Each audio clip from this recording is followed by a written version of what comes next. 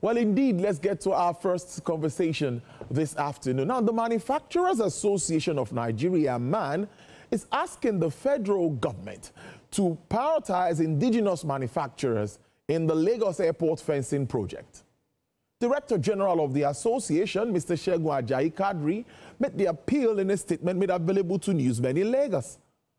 Recall that the Federal Executive Council approved rehabilitation of the Muritala Mohammed International Airport, that's the fencing of that area. Now, Mr. Ajayi Kadri commended the federal government for its effort to sustain national infrastructure. The MAN DG stressed the importance of prioritizing indigenous manufacturers, noting that they had regrettably lost out in similar situations in the past, disclosing that importing fencing materials would undermine government's policy and deprive Nigerians of critical benefits therein. My guest is Mr. Paul Alaje. He is a partner, senior economist, SPM Professionals. He is live in our Lagos studio for this conversation. Mr. Paul Alaje, it's good to have you to discuss this. Good afternoon. Thank you for coming to Lagos. Thank you so very much for having me. A beautiful afternoon. Yes. A wonderful studio here. Thank you so much. Very fantastic. Thank you. It's really good to have you in. Well, let's get to our conversation. Just like I was reading through that introduction, Lagos Airport Perimeter Fencing Project. Now, my first question will be, where does the issue of upholding Nigeria's first policy and protecting our local industry, where does that come in when we still have a challenge like this, as identified by MAN? First of all, we need to put this into perspective. It is good that the president and the FEC feels that we need to sustain our national infrastructure, such as our airports. And I also think that it is correct when the president signed the order 003, order 005, which of course border around Nigerian first policy. And if you check what the world is going through now, not just in Nigeria, several parts of the developed world are also looking at their nations first. Donald Trump says American first. So we must do something. It does not mean we are not going to trade with the rest of the world. So here is it. We have such important renovation, facelifting, in this case, perimeter fencing for clear view of the Lagos airport. Yes. Now, the government has issued out bidding. And we have a lot of very competent Nigeria that can provide us with such, many of which are members of Manufacturers Association of Nigeria. Just a caveat, I am not a member of Manufacturers Association of Nigeria. Yes. I'm an economist, and I have a reputation to protect, not just because of this nation, also because of what I represent around Africa and the rest of the world. So I have to say what it is. Now, it is good that our government consider this. I heard when people said, no, it's waste of money to want to renovate airports in Nigeria. I said, no, I am in complete support of such innovation. But the question is, where will the money be? And that is the conversation for today. Who is going to get this money? When we don't use Nigerian manufacturers to build such fence for us, or most importantly, use Nigerian material, we are losing three things. Or maybe out of three things, we are losing two things. Number one, we'll see the structure, we'll see the building. But where are the jobs? Will the jobs remain with us? And what happened to our foreign reserve? Just last week, I had a conversation with you on Nigerian foreign reserve that grew to $41 billion. And we were all saying that, oh, it's a major boost from where we were. But look at it. When we now use the same reserve to import building of fence, then we are losing. So what we have gained in non-crude exports, what we have gained from crude exports, number two, what we have gained from borrowings, what we have gained from remittances coming from outside Nigeria, if we spend those on importing materials for building fence, for instance, and I'm not saying fence to undermine it. No, that's not what I'm saying. It's what is important. It's what we do all over the world. We are losing jobs. We are losing even confidence among those who are Nigerians who want to invest in this economy. So, government are taking the decision that we need to renovate airports in Nigeria, especially Lagos Airport, which I think is important. Yes. The question is, where will the material come from? List all the material you need for that job. The good news is that we have all of them within And some of them outside Lagos. But what I can assure you is that from Sokoto to Lagos, from Maiduguri to Calabar, and the rest of the states that are inside, Nigeria has what it takes. So Nigerians might have not won, which is okay, because we have Nigeria do business outside Nigeria. But the materials that are needed are in Nigeria. So if we need to comply, it's a wake-up call for all the ministry and parastatal that are involved. We must comply with the President's Order 003-004 Nigerian First. And when we do this, we are not only promoting our own, we are promoting our nation, we are making our GDP. You know, I spoke vehemently on the GDP. Yes, and people wonder, where did I get the numbers from? This is a concern. When we don't use material in Nigeria, your GDP will be affected. You say no. At the end of the day, we say consumption plus investment plus government expenditure plus, say the last one, which is export minus import. Now, when your import increases, that is, you are not buying from Nigeria, then your foreign savings will shrink. When your foreign savings shrinks, what happens to the overall national income? Well, of course, which eventually in macroeconomics will affect your investment. There are three types of savings. You have personal savings, you have corporate savings, you have government savings. Now, when you look at a national income context, then you now need to look at the savings for business and household together. Then you look at the government savings together, which is different between tax revenue and government expenditure. Already, for over 20 years, as long as I can remember, our budget has been on the negative. Already, that is a negative savings that we have using national income accounting so that everybody understands. But what now happens to our foreign savings? Are we importing more than we're exporting? And when we have opportunity for such to be in Nigeria, honestly, 100 out of 100, let me say 101 times out of 100, I will stay with Nigeria. Thank you so much. In this case, I think, so long as the thing have not started, I trust the people in aviation. For instance, Honorable Minister, I've spoken very clearly about, and people thought maybe I know him in person. I don't. But you see, I got to know some of the intervention he personally made, and he may not know this, on Nigerians and the UAE.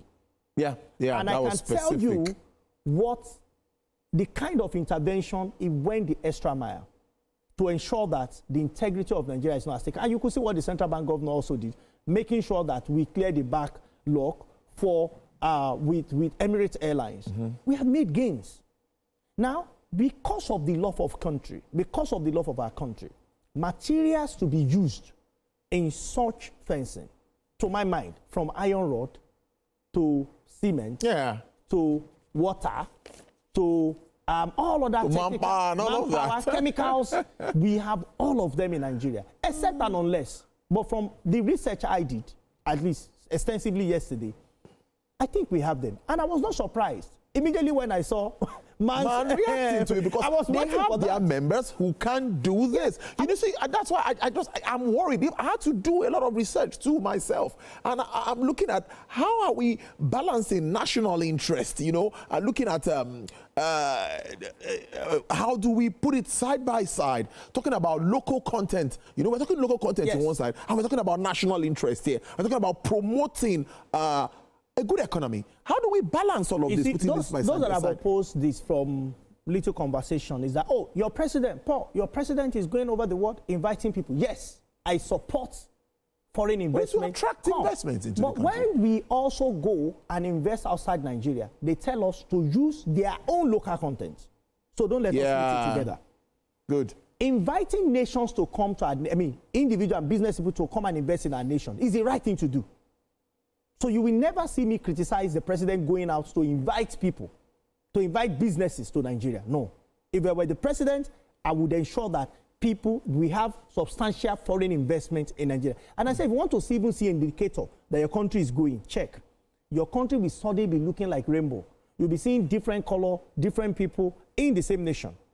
That means there is high-level confidence across the world to invest in your country. But what will not happen is that you go to a country and you are buying everything, including labor, everything from your own country, and you are dumping it on them. No, they will not agree. Especially when they know that their population needs jobs, when they know that their reserve has issues, because we have gotten to the limit point of about $40 billion. Now we are on 41. So we are just above the waters. We still need to go to the likes of 60, 70 to stabilize, billion dollars to stabilize. So we can cover more than a year. We can cover about 18 months import cover. But when we know what we have, and a number of persons told me, oh, this is capitalism. That has nothing to do with capitalism. That is cutting your nose to spite your face. We cannot, as a nation, I will advise, allow what we have to be imported into our territory when we know that we have competent manufacturers who can provide us with such and compete with the rest of the world. So if this happens, just imagine this happen. You've seen, I don't want to mention any country. A country mentioned, I saw online that Nigerians are there to take their jobs. Nigerians are there to take their jobs. Yes, it is not yes, I remember. It is not our fault that we are the largest in Africa. Yeah. It is not our fault that our people are industrious. You know, the former president of blessed memory says, oh, Nigerian youth are lazy. I spoke with you among other TV stations that I don't agree. Why? Because I have been privileged to travel in different parts of the world. Nigerian youth are very hardworking. It might not be all. We might have seen few that are lazy, and I don't disagree with that. Yeah. But I've also seen it can be generalized in Europe that their youth are even they are lazier than Nigerians. But what we need to do is opportunity, and this opportunity we have created. Lagos Airport fencing. It's an opportunity. Who will work there? This is not an issue of standards. It's not an issue of mechanical expertise. Research also shows that we have competent Nigerian companies that have proven capacity to make these materials available. So our job will now be, we need to follow the money. Government has approved, FEC has approved. That perhaps is the, according to due process, that is the organ to approve. It has been approved. Yeah, that's true. Now, when that's approval has gone, money needs to be released. Where are we buying from? Why? Because remember that there are reports, World Bank and IMF report talking about Nigerian revenue. In spite of the good work FRS chairman is doing with his team, in part of the work that has been done by Mr. Oyedele regarding the new tax bill, where will this money come from? Hold on. When we spend this money out of Nigeria, we have purchased out of Nigeria. What happens to potential revenue? Revenue that government would have collected on tax if that had been produced in Nigeria. So we have a lot more to lose if we don't allow those things. Iron rod, thick one, 32 mm, 25 mm, 16 mm, they sell all of them in Nigeria. And thanks to God, Lagos is a hub. If you are not in Lagos, there are neighboring states, including a number of them in Southeast, where these materials are and they are produced. So, and if you speak with manufacturer yourself, I was privileged, I think last month, to be their keynote speaker at the Abuja's, Abuja, I think they have their annual retreats in Abuja. So I was privileged to speak to manufacturers. And I am that close to understand that right now, as much as we are faced with some economic issues, when opportunities like this come out, it should go back. Because when you see a country where manufacturers are not strong enough, the truth is that you have sandwiched growth. So for us not to sandwich our growth, what we need to do is, honestly, my advice to authorities is that if we are going to have something like that again, maybe not this time, because I understand that this is not the first time this is happening. This is happening in that report. This is the second time that I know. Yes. Maybe more time, maybe but the second time that I know. Now, this is not the first time. Now, if we're going to have something like this, I think we should give priorities to Nigerian manufacturers so that if they don't do well, we can call them out. You see, when heaven falls, those of us that are Nigerians, we are still here. Yeah. Those who lost faith in the country, quote and unquote, Jejapa. But you and I are still in here. TVC. We are still in the studio. Do you think we don't have options to travel? We do. But we chose to stay because of one thing. We believe, even though it looks stupid, that Nigeria will be better. But let's choose to their eyes that we are stupid. But when opportunity now comes, it should go to manufacturers Why? The local manufacturers, we look at people we have in the universities, in polytechnic, colleges of education. Which country can absorb all this jackpot that we have spoken about? Not up to 2 million Nigerians traveled. In the last 1 year, that relocated, not up to 1 million. Oh, we take all of us. Our population is over 225 million people. Yeah. What percentage? We're not even done up to 5%. We've not even done up to 2.5% of people that left. So majority still resides here. So I am not saying that we cannot partner with, we cannot give jobs to companies that we feel might have succeeded. That's not my argument. My argument is the materials. Where are they located? Although I would have preferred we give it to Nigeria. Honestly. See, because whether the Nigeria is from the north, it's from the east, that doesn't matter. I don't care where you come from. That doesn't matter. Your religion does not matter to me. Your tribe does not matter to me. What matters to me is that we carry the same passport, called the green passport, the Nigerian passport. So that even though people might disdain it outside Nigeria, but here, we cannot. We cannot against. I remember clearly when the Minister of FCT was commissioning projects, you know, as always, he's always doing that. And I saw on 2-3 occasions where he referred to some local contractors and said, oh, at first I was not sure, but at the end of the day, when he saw the work, he commended them and said, yeah, I believe so much now in local. We're talking about Nigeria First initiative. That is what pricks me most. The president is talking about Nigeria First now. So I'll say 2 things. You see, you may not like the FCT minister for many things. But this is one thing. That is why you will hardly see me speak against him. And the number of persons have sent me private mails on, we have never heard you spoken against Wike. I said no. I said, listen, I'm an economist. I'm not a politician. Yeah, true. When I measure what Wike has done in Abuja, I live in Abuja. See, to be honest, that guy is a worker. You might not like his style. Yeah. It's not important to me. See, economics does not tell me, check the style. Economy told me, is he working? I can mention 1, 2, 4, 5 roads that were bad that Wike fixed. I can mention 5, 6 things that Wike has done. Can I say that for all? No. Only 2 ministers have done something similar. But in 2 years, Wike seems to make me feel that in the last 8 years, there was no minister in the FCT. I wish he can balance it the way he works, balance it in politics, so that he will be the best guy. But you know, politicians have their way. That's his own style. So some people like his style, some people don't like his style. I will not get involved with him in politics. But this is business we are talking. We are talking business Nigeria. And this is business of Nigeria. Now, someone like that have used local contractors. Yeah, I commended them openly. Today, I can only count 4 governors that are doing close to what Wike is doing. Of course, your governor here in Lagos, I'll give it. I've seen rail tracks. I've seen where it was not, and there is continuity. I've also seen the partnership we have with NRC. That's your governor here. I can see movement. I've seen what the governor in Oyo has done. From challenge, the road was not good because it's not only when it is wrong. I say them when they are right. Today, I will give it to few stars that we have that are doing well. Or should I talk about the passport man? The Minister of Interior. Minister of Interior. I have seen it work. Why? Because I have gone in that gate and they open on their own. The same thing is what I experienced when I travel to some Middle East country, when I travel to Europe. In fact, there are some European countries, they don't have that technology. But he has done it. Should we credit him? Yes. I've seen a few ministers, including this Minister of Aviation.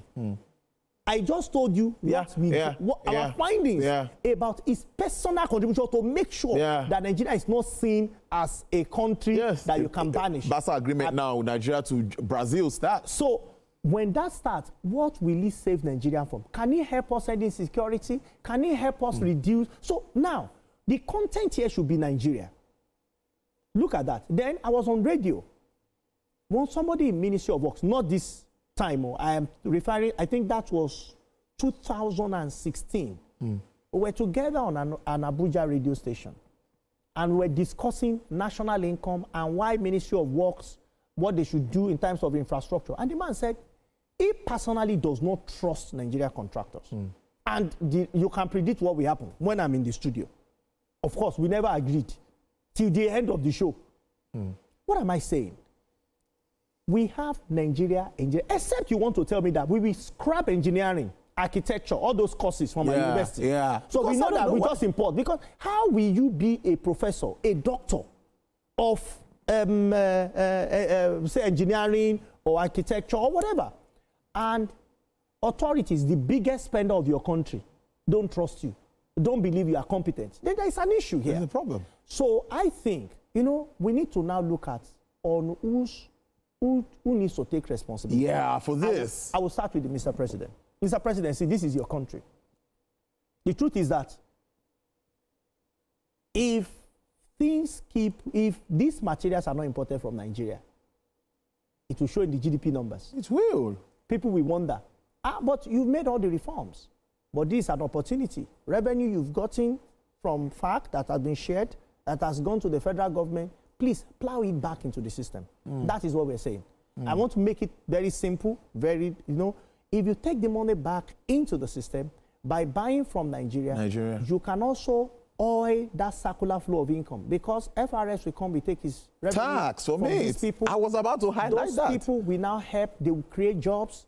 When they create jobs, there is confidence, then their experience level has also improved. True. Other airports can say, who are the people that did Lagos? They can call them and say, use our home material, but taxes will go back to Nigeria. That is how we build a nation. Number two, the people in procurement, give our people consideration. One of the policies of government I spoke really vehemently about in Nigeria and outside Nigeria is Nigeria's first policy. In fact, that was the topic I delivered, the keynote speech I delivered at MAN, Nigeria's first policy. And this is where it concerns me, because it must be Nigeria first. I've been to a few countries, and to be honest, I never felt like one of them, because this is my nation. You hear restriction, you hear policy. Why? Because one, you are black. Two, you are a black, you are a Nigerian. So when the opportunity comes like this, please, I'm not saying we cannot allow foreigners to come and do business in our country. That would be wrong. That would mean segregation. But I am saying that once we have the materials, we need to do everything to make it grow and to make our nation better for it. Interesting conversation, as always. Just wrapping that up, I was just like job creation, foreign exchange savings. You identified that. And of course, the issue of tax, which you talked about here, increased tax revenues for government earnings and strengthening industrial base and security through self-reliance. This remains key. But let's see, this is going to be a continuous conversation. The DG of MAN, Mr. Segun Ajayi Kadri, is joining me for this same conversation tomorrow. And we're going to talk about this because it's something that they hold so much, the passion for this. They really want to get involved in this. A parting shot from you as we wrap this up. No, a parting shot from me will be, what kind of future do we want to have? The one that we wonder when we get into it, or the one that we'll create deliberately? I strongly believe leaders around the world want a future that the future generation, the generation that will live in that future, because we possibly may not be here in the next 60, 70, 100 years to come. Some of us may be lucky in the next 50 years. But people that will be here at that time, what would we have built? What economy would we have built for them? Because at the end of the day, policies affect prices. Prices affect people. People affect those that will be in power. And those that will be in power, we go back again and affect policy. Policy we make today and who we use, of course, we have a lot of determination of our future, now and in the future. Mr. Paul Alaje, let me get a handshake from you. It's good to have you in the studio. Thank you for coming in to, bear your mind on this very important topic. Mr. Paul Alaje is a partner and senior economist with SPM Professionals. Good to see you again in Lagos. Thank you so much. All right, enjoy the rest of your day. All right.